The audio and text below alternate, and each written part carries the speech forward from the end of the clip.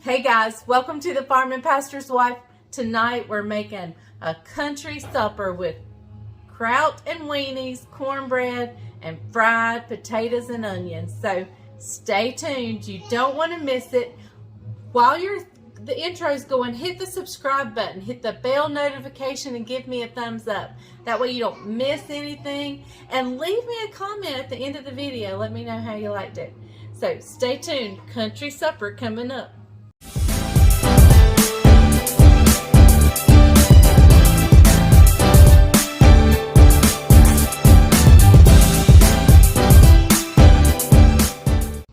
Hey y'all, welcome to the Farm and Pastor's Wife.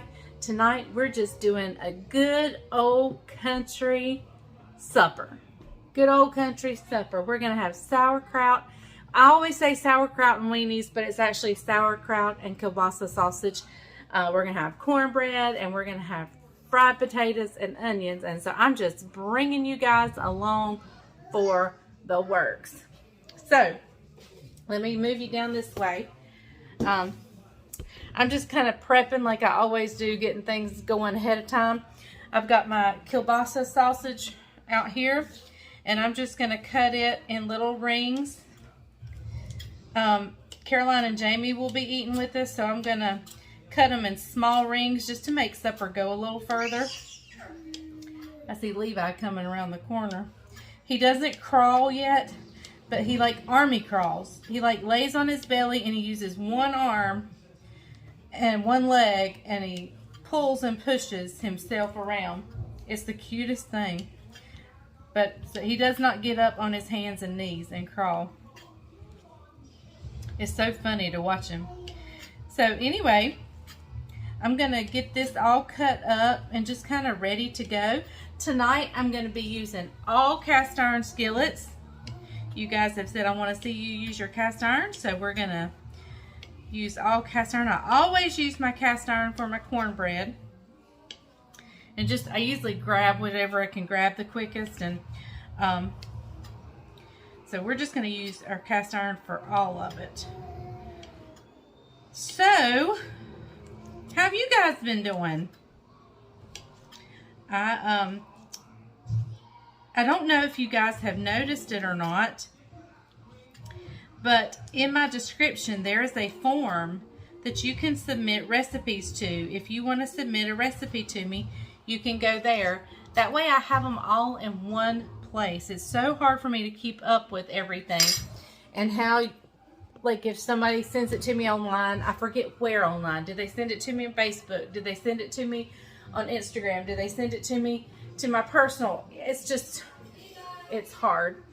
And if they mail it to me, sometimes I lose it. And so this is just a great way.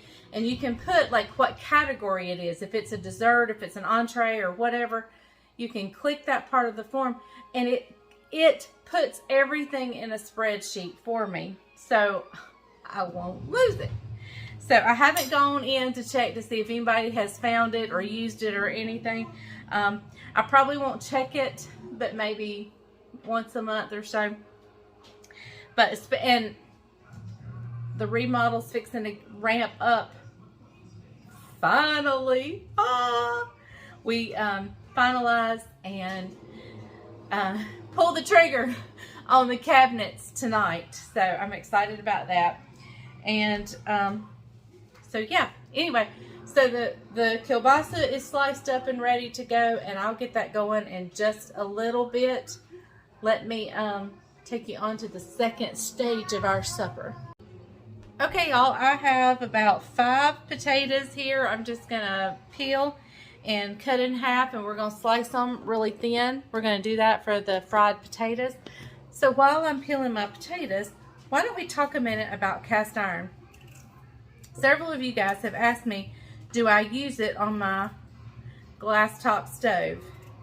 And has it ever caused me any problems?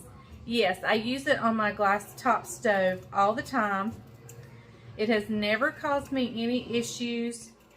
But I will say, if you don't have a steady hand, this potato has some bad places in it. If you don't have, and you think you might drop it, you can potentially bust your glass top. And I don't want to go against the manufacturer's recommendations, because I think they're the ones that said don't use cast iron on their glass top stoves. But it has never proven to be an issue for me. Now, if you do slide them around, guess what? You're going to scratch it. And mine is scratched up. I don't think it's necessarily from cast iron. I think it's just from me sliding anything. And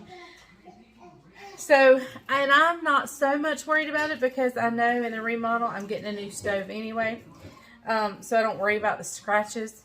But my scratches were caused by so many things other than cast iron. I pop popcorn on the stove top and I shake it around. I shake my pot around, and so I think most of my scratches came from that.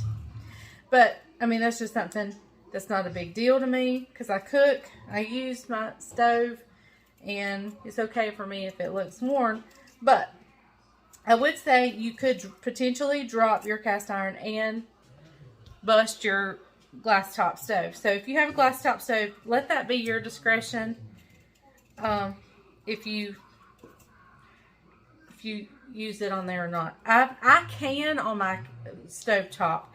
They say not to can, but I always can on my glass top stove's top. So, I mean, I'm not one that, it hasn't ever bit me yet. It might one day, but it hasn't yet. So, anyway, I'm going to keep peeling these potatoes. I got some bad spots I'm having to cut out. And, so I will see you back here in just a split second. Okay.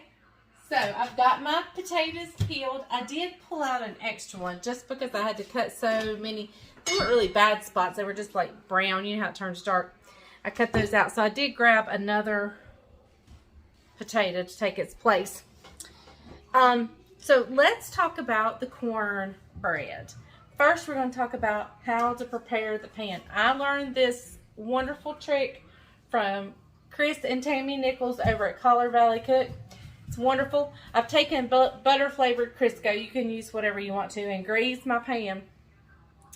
And I'm just going to reach in my cornmeal container, and I'm going to take a handful of cornmeal, and I'm just going to sprinkle it in here. And then I'm just going to shake it around just like you would a cake pan if you were greasing and flouring. And I'm just going to sprinkle this cornmeal all around here. If there's any excess, I just dump it in the trash. And just kind of bump it out. There's just a few kernels. And so my pan is now ready. You don't have to, used to I would put the oil in the pan and get it good and hot. What is it? Oh goodness, let me kiss it. Mwah. Had a boo-boo. Used to put the oil in here and stick it in the oven, get it hot. Ugh. This works perfectly, and it makes a crunchy little cornmeal-y crust. It's so good. So I'm going to have my pan ready over here. Oh, let me back up to the potatoes. Now that I've got them peeled, I've just got them plopped in a pan of cold water. So, that's what we're doing. So, also in my batter bowl here, I have like about 6 tablespoons of butter. I'm going to stick it in the microwave and melt it, and I'll be right back. Okay guys, I'm sorry the kids are watching TV. If the TV's too loud, I apologize. We're going to go in with 2 cups of my cornmeal. There's half. There's 1. There's half. And there's 2. Alright, so to that was my melted butter in the bottom. And to that, I'm going to add about 1.5 cups of buttermilk. Half whole. Now, Tammy and I pretty much use the same cornbread recipe, although I think she may put sugar. I'm not sure. I don't put sugar in mine. But anyways, other than that, it's pretty much the same. If you didn't want to use the melted butter, you can use like oil, corn oil or vegetable oil or whatever. All right, I'm giving this a stir. I may need to add some more buttermilk. But we're going to add an egg first, and then we'll see.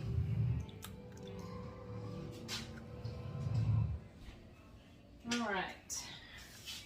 Let's mix this egg in. And Bendy sent me this nifty little whisk cleaner. And I think I put it up. Oh, wish I had it out. I have to use it some other time.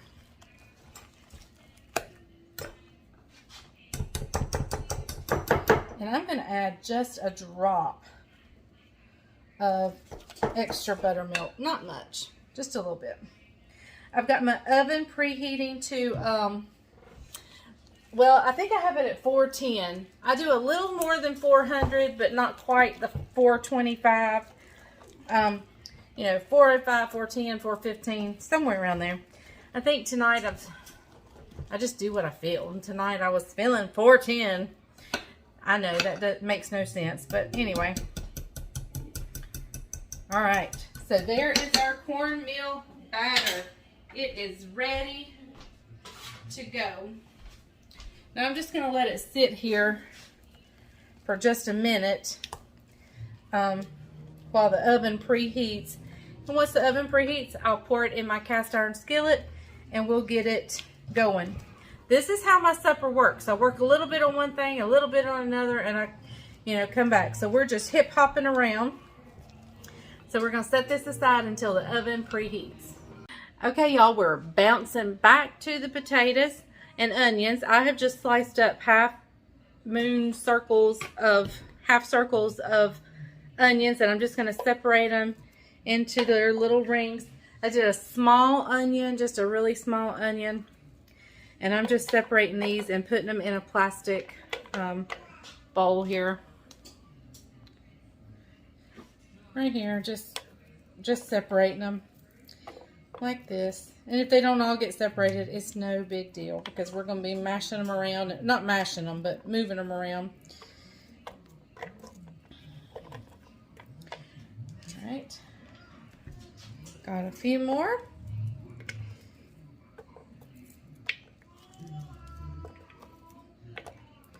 Okay, as far as the oil goes for our potatoes, I'm going to use just some vegetable oil, and I have, like, you know, I used about 6 tablespoons of butter in the cornbread. I'm just going to use the rest of that stick and let it melt in that oil. No need to let it go to waste. Plus it offers that good brown butter flavor because as it's cooking on the stove, it's kind of browning, the butter is. So anyway, I'm going to slice up the potatoes. I'll show you how I slice them, but I'm not going to keep you on here for the whole thing. So let me grab one of those and I'll be right back. Okay, I'm not sure if I've ever made mashed potatoes on here, but this is how I slice them up to fry them, just like I would if I'm going to mash them and boil them. I do them really paper thin. I just hold the potato in my hand like this, and then I just slice, you know, a thin circle off the potatoes.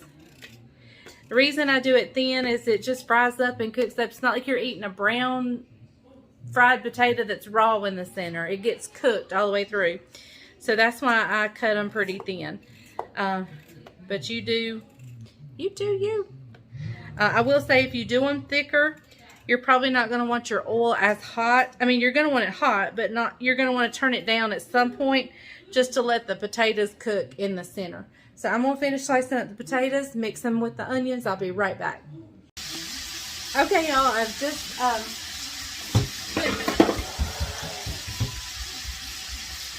put my kielbasa sausage in the skillet.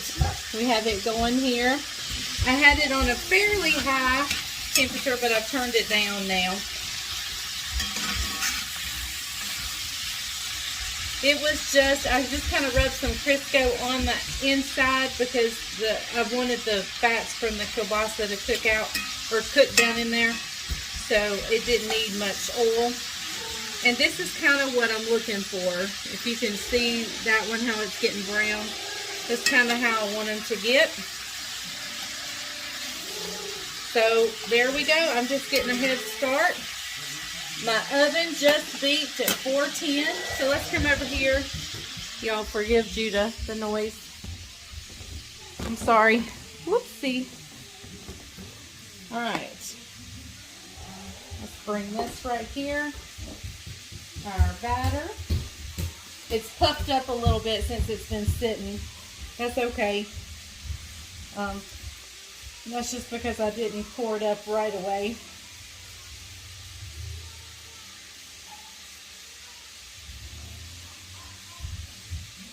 All right.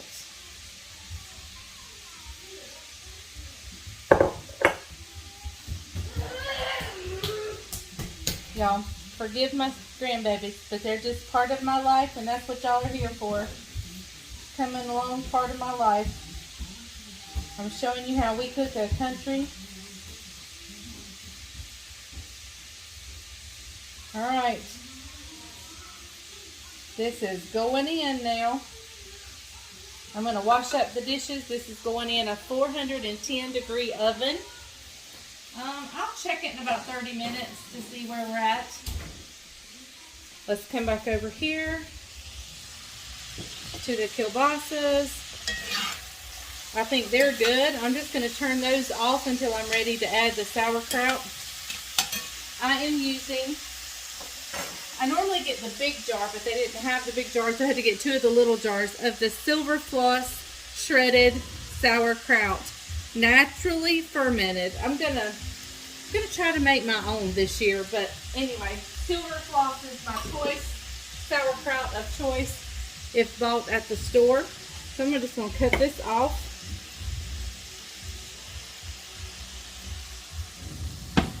Don't try that at home. My hands are tough. My hands are tough.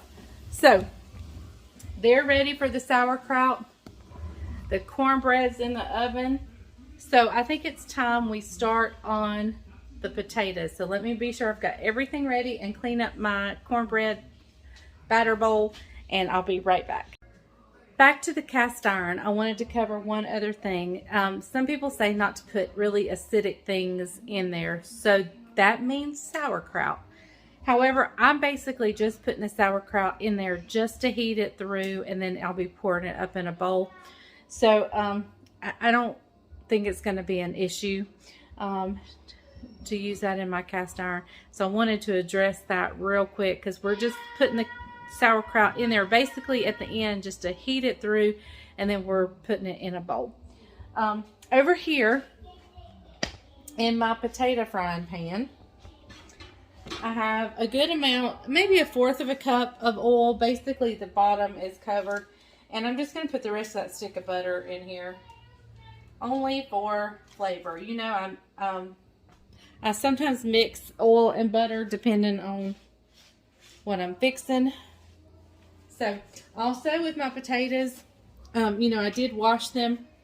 So, I've just taken a paper towel and I've just run that paper towel through here like this just to get the excess water off because it will bite me. It'll sting. So, all right, as soon as I'm going to move my tea so we don't have greasy tea. I'll bring you back in just a minute when we start frying up these potatoes.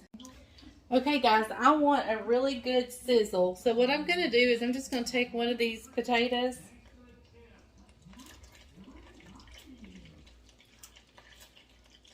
It's not quite ready, but almost.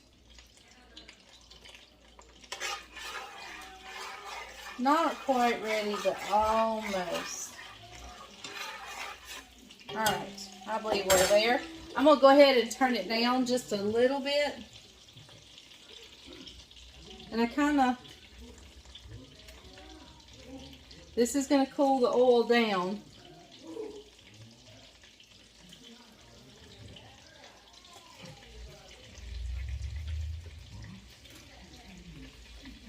But I want to get them in there before they start turning brown.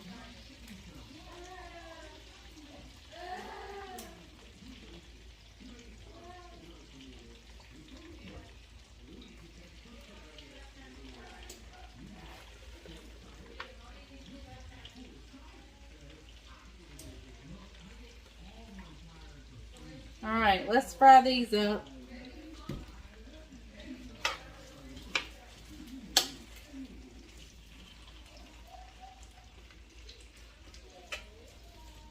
Kind of separate them. Take a few minutes just to separate them around. I'll turn it back up a little bit. I think I turned it too far down. Alright, so now that I have them in there, I'm just going to let them sit. We're going to let them just sit and fry. And I'll bring you guys back when it's time to flip them. And I'll just kind of keep an eye on them and let you know how long it took. I've got it now on medium high. Well, between medium and medium high. And we'll flip them in just a minute. I'm going to go ahead.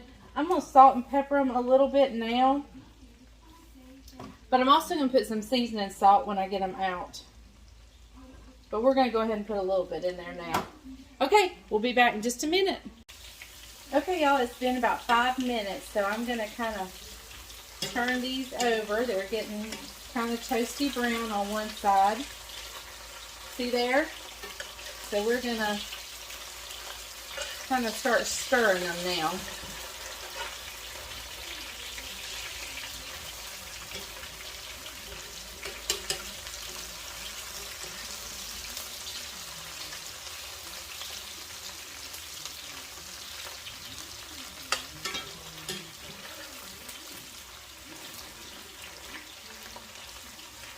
Alright, I'm just going to start stirring these around. And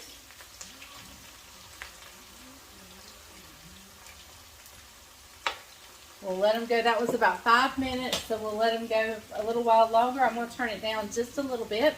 We'll let them go a few more minutes and scoop them up, and then we'll put the next batch in. Okay, guys, I'm going to get this batch out. And I will show you my onions are dark and crispy. If you don't like them that dark and crispy, you can wait till later in the process to put them in. But we like them kind of crispy, just like the potatoes. So. We do? We do? Yes, we do. We do. So I'm getting this batch out. And we're going to put another batch in. I don't do fried potatoes often, but my family loves them. I don't know why I don't do them often. Woo! Look at that one. Got that one brown. Alright guys, I will see you guys right back here in just a little bit when the cornbread comes out and when it's time to put the sauerkraut over into the weenies. Oh, I am going to sprinkle these with some seasoning salt once I get my next batch in. Let me get everything out. Be careful if you have a paper towel near your burner. I should have been a little more cautious there. Did you get your paper towel on fire? No, I just didn't. I didn't, but it's a possibility it can happen. Be careful if your potatoes are wet because this oil is now scalding hot. Did you tell them the grease was hot enough they could fry anything? Yes, if the grease is hot enough, you can fry potatoes and onions. Yeah.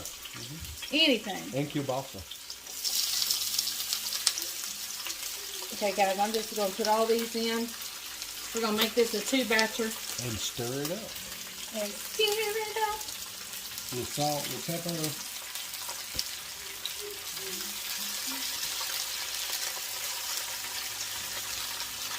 This batch has more onion in it than the first one. Alright, I'm going to salt and pepper. A little ketchup on top of them when they're done. It'll be heavenly. Alright, and I'm going to show you. Maybe. Yes.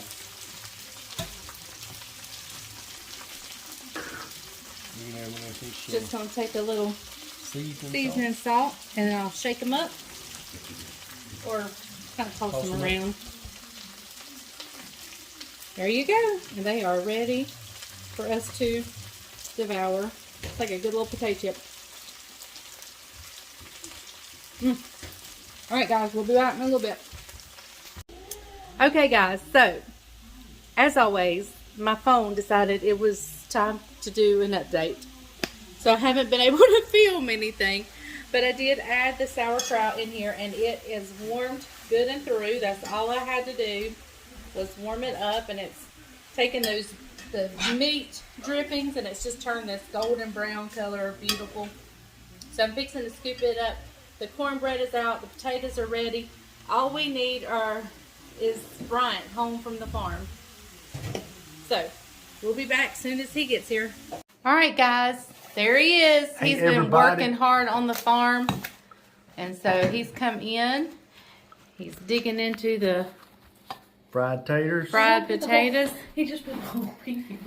Levi's over there eating sauerkraut and weenies. And he put the whole thing in his mouth. He's hungry. Here, let me make sure they cut that up. There's Yeah. Judabug. He's eating. Do you like it, Judabug? Uh-huh. Today is a shirtless Levi better like it. Thursday.